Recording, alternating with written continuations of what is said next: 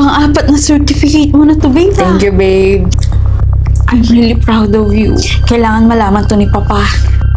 Kasi as a mayor na 0% crime report sa loob ng kanyang administration, for sure ipagmamalaki ka niya.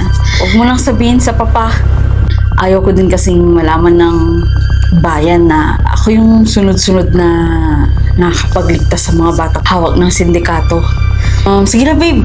Magbibihis ako. May niligtas ka ulit ng mga bata sa mga sindikato? Oo, babe. Sa 5 batang nasagip mo sa mga sindikato, for sure. Kilala mo na rin kung sino ang mastermind.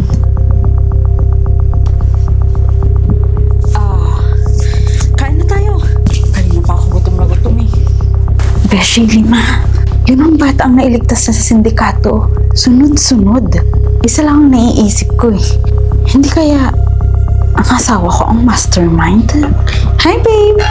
Hello, babe. Ay, yung susi ng sasakyan ko.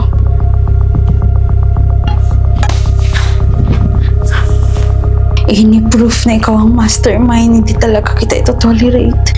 Lalong mayor ang tatay ko. Hindi pwedeng madungisan ang pangalan niya. Ini-proof lang. Ini-proof. Babe, yung cellphone ko.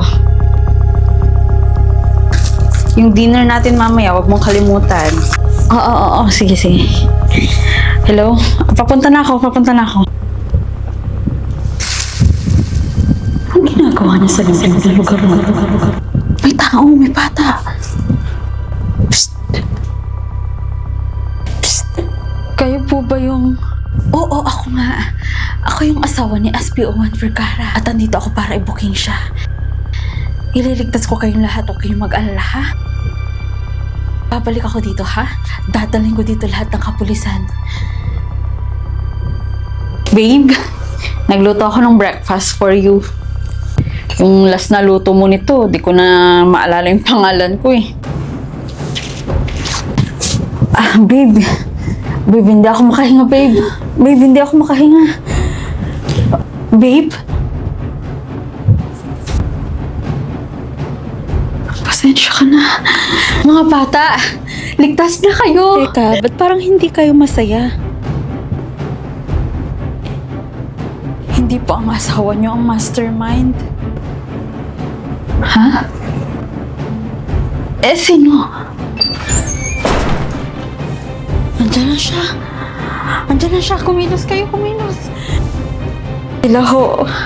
Sila ho ang mastermind. Si Mayor po ang mastermind. Yung pulis po, yung asawa niyo lang po. Siya lang po ang palihim na nagliligtas sa amin dito. Pero ngayon may ginawa kayo sa kanya, wala nang magliligtas sa amin dito. Babe, may sasabihin sana akong sikreto sa'yo. Ano yun?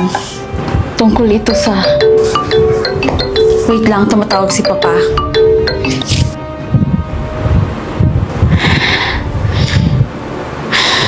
Paano ko sasabihin sa kanya na ang tatay niya, Mayor, ang mastermind? Maniniwala kaya siya? Siya ba yung asawa ng pulis na nagliligtas sa amin? Hindi pa ba sinasabi ng asawa niya sa kanya na ang tatay niya ang mastermind?